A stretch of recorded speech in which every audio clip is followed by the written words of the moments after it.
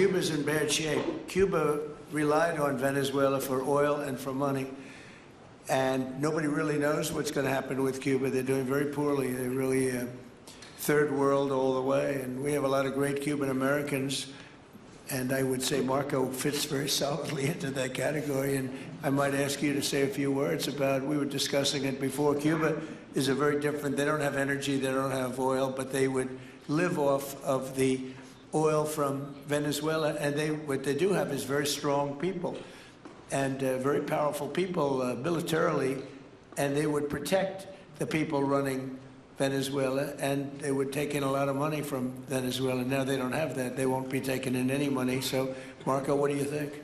Well, I mean, the fundamental problem in Cuba is that it's run by incompetent people that don't know what an economy looks like, much less a functioning one.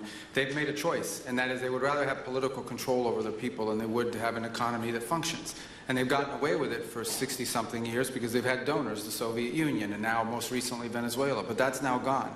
So the people in control in Cuba have a choice to make. They can either have a real country with a real economy where their people can prosper, or they can continue with their failing dictatorship that's going to lead to systemic and societal collapse. That's a very stark and dramatic choice, and it's one we hope to make the right one. We don't have an interest in a destabilized Cuba, but that would be their fault because they refuse to allow the people of Cuba to have either economic or political freedom for that matter. And you have